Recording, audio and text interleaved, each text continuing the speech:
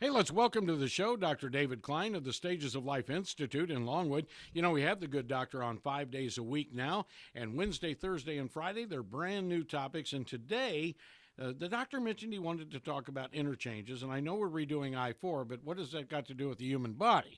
So, interchangeable parts in the body or something like that. What are we talking about? Well, it works like this. It's a philosophical argument, okay? And we can all relate to this one. Okay, if you're a mechanic, okay, you realize that the parts that went in your Buick might also fit a Pontiac. They might also fit a Chevy. If you have a Nissan, they may also fit any number of other cars. Parts are parts. Okay, a piece of chicken is largely a piece of chicken, and you can interchange chicken salad, chicken soup, and other chicken-containing substances. Well, the body is kind of the same way. So what do we need these nutraceuticals for? What do we need these food substances for, and how do they work? Well, your body uses amino acids interchangeably. Okay, there are a bunch of them that your body cannot manufacture. There are a bunch of them that the body can take these essential amino acids and make different building blocks for proteins and enzymes. So these different amino acids are somewhat interchangeable. A bottle of a glycine contains a compound that your body is going to use both for neurotransmitters as well as enzyme and protein production. But why do we really care? And the answer is this. Okay, the body has a lot of redundant systems built into it. Okay, the reason for this is safety. The reason for this is economics. So if you're going to have an enzyme, which is a protein that's going to help the body convert one substance to another at a low temperature, it's known as a catalyst, then there might be substances that have to go with this enzyme to make it work, sometimes known as enzyme cofactors, of which there are two principal sorts. One is called a vitamin and the other one is called a mineral. The minerals are largely interchangeable. And what this means is that a compound like zinc, an element, zinc, may be useful in as many as 300 different enzyme pathways. Very, very important thing to know, because if you have an enzyme deficiency that involves zinc, you replace the zinc, you're also going to touch a bunch of other issues. So why do we really care about zinc? Well, you know something, it helps with your immune system. You have a cold? Oh, take zinc, it helps. Well, come on, Einstein. If you need to take zinc for your immune system to work, why don't you take it before you get sick? Okay, get the immune system working properly before you get ill. Why? Zinc is necessary for a bunch of other processes. Magnesium is important to maybe 600 different enzyme pathways, but it doesn't end there. So if magnesium is important in a bunch of different chemical pathways and zinc is necessary for a bunch of different chemical pathways, what about iron? What about vanadium? What about chromium? What about silicon, for that matter? These things are very, very necessary for the body to work. Boron, strontium, phosphorus. Your body uses these building blocks in lots and lots of different ways, hence the interchange manual. When you end up with one disease process that relies on a particular mineral process, you look at other collateral areas where there may be damage. So somebody comes in and they're anemic. Oh, well, I've got a low blood count. I must be iron deficient. Not necessarily so. What about B12? What about B1? What about B6? Okay, all necessary for the production of blood components.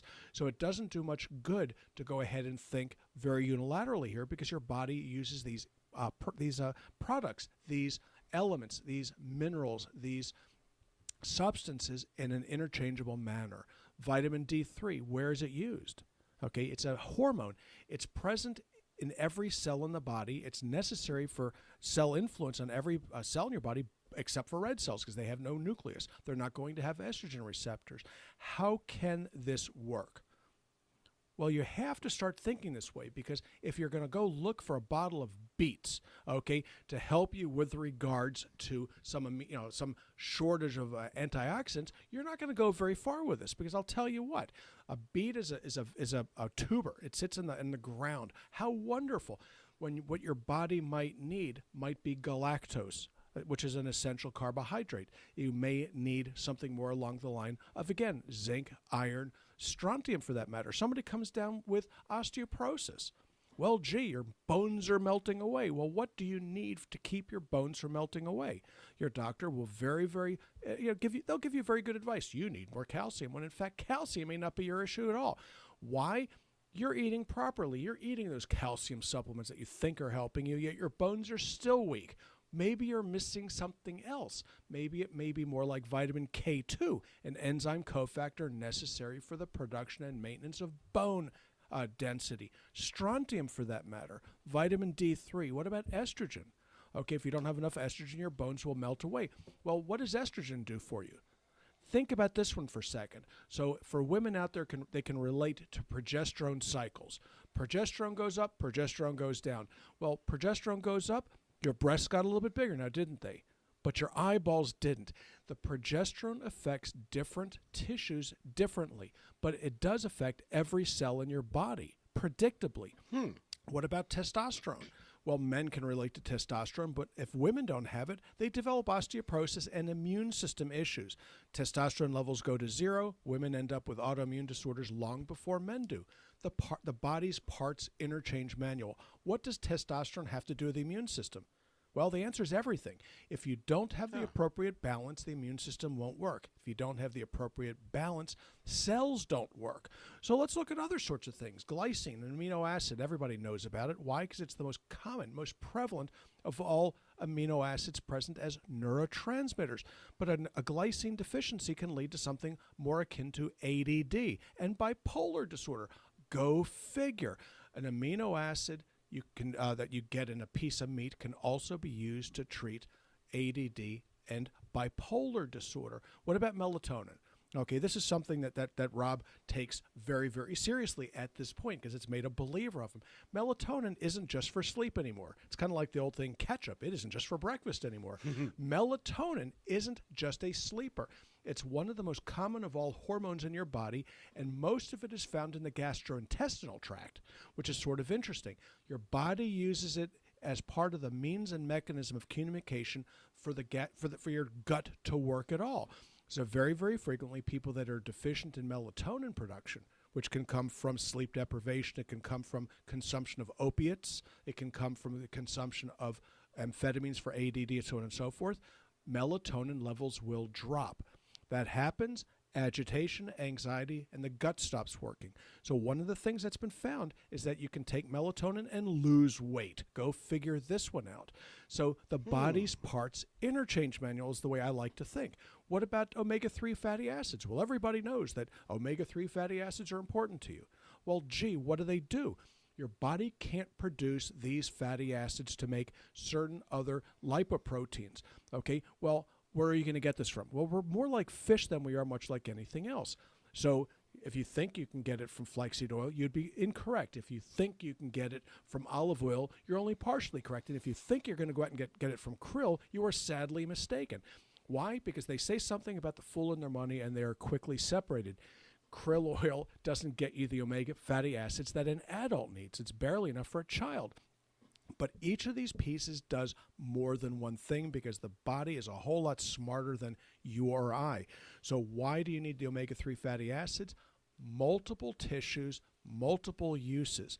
And the question is very, very interesting. Well, what are the symptoms? Gee, Dr. Klein, what are the symptoms of B6 deficiency? And I would have to say the same as B1, B2, B3, B5, B9, B12, and many others, because each of these vitamins has perhaps as many as 300 to 600 different enzymes that they influence. And a shortage of B12 doesn't just cause peripheral neuropathy. No. It can cause all kinds of things from bipolar disorder to muscle wasting. It's very, very interesting the way these things go. The body uses vitamins and minerals in multiple ways, scores of ways, hundreds of ways. So a deficiency of one leads to symptoms that all sound the same. So I've got this wonderful chart on my wall for what are the symptoms of these different mineral deficiencies and vitamin deficiencies. And the joke is they're all the same. The symptoms are all the same. So what's the most important thing to take? It's the one you're missing. Okay, how do you figure? There you go. Yeah. So how do you figure that out? Sometimes it costs more to figure that out than it is to hit this thing in a shotgun effect and go by statistics. Magnesium, Zinc deficiencies are extraordinarily common. Vitamin D3, very, very common. Omega-3 fatty acid deficiencies, extraordinarily common. So what do? I start people off on the basics, stick to the basics, because the body's interchange manual is to be respected. And to back the doctor up on that as a layman, I often go to the doctor and I say to him, Doc, this is what's going on. I feel really weird. This is what's happening to my body. And he goes, and what have you run out of this week? And it works, and doesn't it? Every time it hits it right on the head. Yeah. Bingo. So when he's talking about all those B's, it's like B12 and B that. Bingo. And be happy. That's right.